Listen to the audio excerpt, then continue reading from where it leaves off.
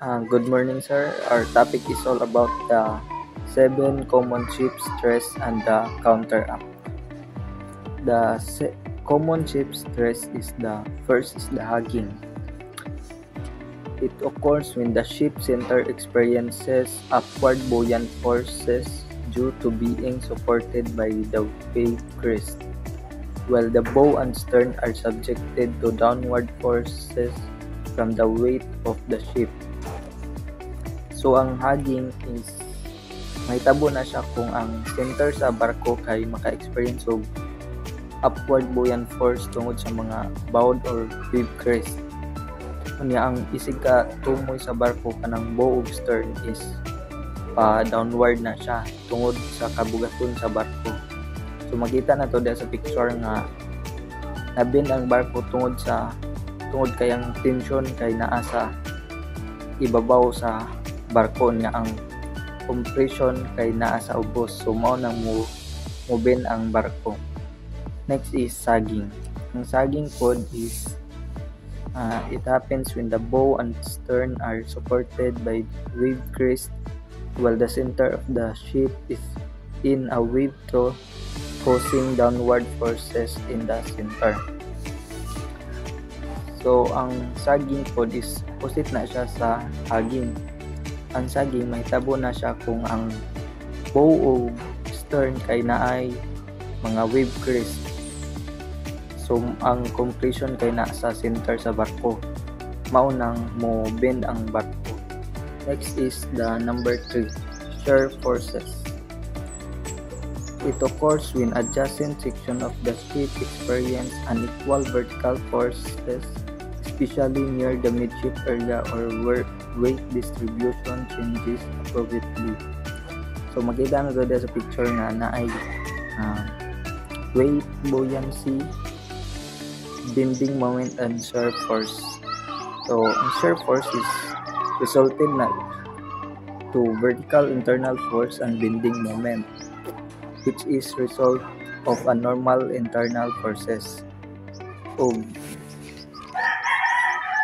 may tabo na kung ang adjacent section sa barko maka-experience og dili equal na vertical forces, labi na kung duol sa center or midship area sa barko. Next is the torsional stress, generated when the ship is subjected to twisting forces, often due to uneven wave action on the port and starboard side. So ang torsional stress, so mahitabo na siya kung ang balod or ang wave action kay dili pantay sa starboard ug sa port side, mo twist ang barko para sa nakita na sa picture. No twist ang barko tungod kay dili pantay ang balod sa starboard side ug sa port side. So it leads to twisting of the hull, particularly ship with wide decks like container ships. Next is the number 5, the punting. Alternating inward and outward movement of the hull plates near the bow or stern due to changes in water pressure as the ship pitches or encounter waves. So ang punting is alternating inward or outward movements ng hull plates doon sa bow o sa stern tungod sa mga otro nga pressure sa tubig kung makatagbo o mga dagko nga balod ang sa barko. So it can lead to fatigue and weakening of hull plating. Next is number 6, pounding or slamming. The repetitive and forceful impact of the bow or flat bottom section of the hull against wave when the ship moves at high speed in or rough seas. So ang pounding kay mahitabo na siya kung kusog ang dagan sa kabarko nya makatagbo siya og mga dagko nga balod pod og rough seas, mao nang murag musaka ang barko kung makatagbo sa mga dagkong balod, mao na ang pounding. Next is number 7, rocking. Side to side distortion of the ship structure caused by rolling in heavy seas. So kining rocking kini pod ang mahitabo po ni siya kung ang balod is nasa kilid na gikan, kilid sa barko. So mao nang murag muduyan ang barko. Example, kung mao ni barko niya ang balod is na din hinag-agi mo igo sa kilid sa barko, so mao nang murag muduyan ang saka barko. Mao na ang rocking. So next is the measure to counteract ship stresses. First is the structural design features. Ay mga part ang structural design features. First is the longitudinal strength, transverse strength, double bottom construction, reinforced bow and stern areas. So first is the longitudinal strength. Kini ang barko design na with robust longitudinal framing para mulaban sa mga haging or sagging forces. Next is the transverse strength. Ang transverse strength kay ang mga frame of bulkhead kay gidugang na para mo kontra sa rocking o sa torsional stress sa barko. Mao na ang transverse strength. Next is the double bottom construction. Kini naghatag og dugang nga kusog sa barko ug naghatag og pantay nga load nga maoy hinungdan nga gibawasan ang mga bending stress sa barko. So mao ni ang double bottom construction. Next is reinforced bow and stern areas.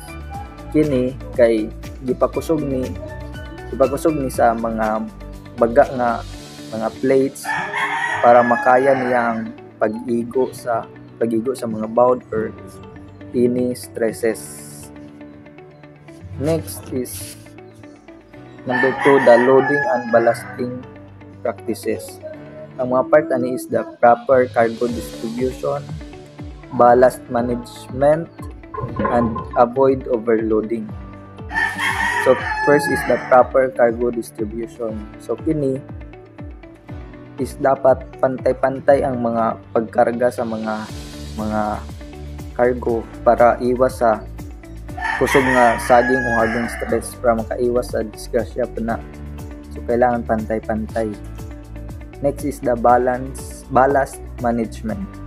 Kini is dapat i-adjust ang ballast para ma-maintain ang pantay sa keel o para mabawasan ang stress sa barko, labi na kung naay mga bagyo. Next is to avoid overloading. So kini avoid overloading, so dapat musunod ta sa load line marks para ma-sure nato nga dili ma-overload ang barko. So kinahanglan dili nato i-overload ang barko para iwas pud sa disgrasya. Next is the operational measures. Ang part ani is the speed adjustment, course alteration, weather routing. So first is the speed adjustment. So kini is need nato mo slow down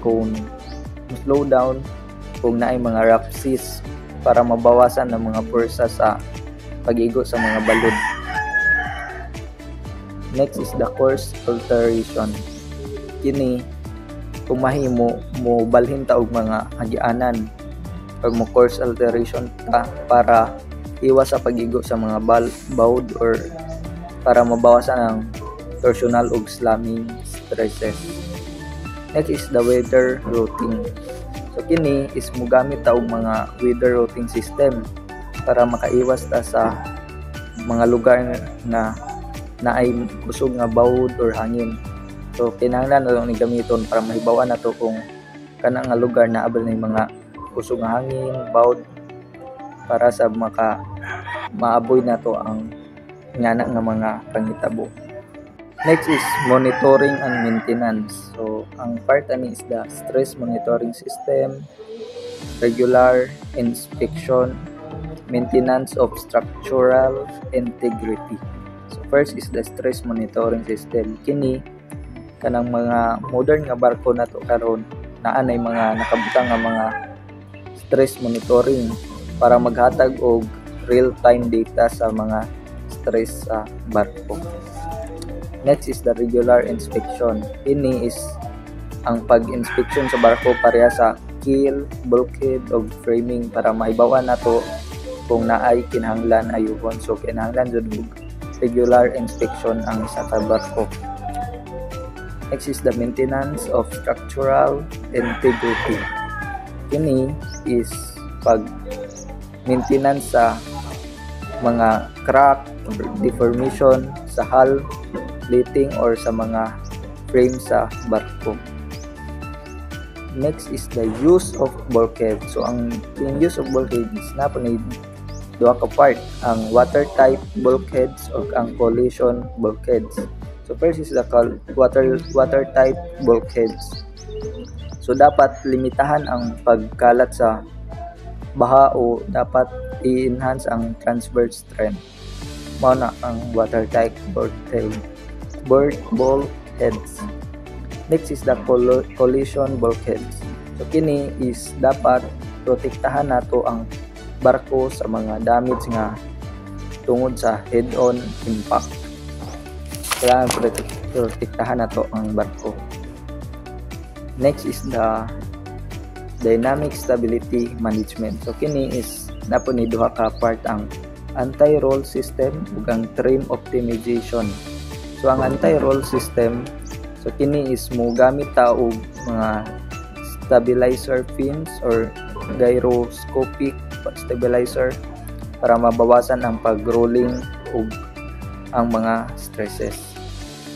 Next is the trim optimization. So kini is dapat maintain ang optimal trim para ma-distribute ang stress sa tibuok barko o sa hull.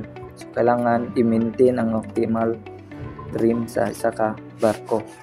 So that's all for today. Thank you.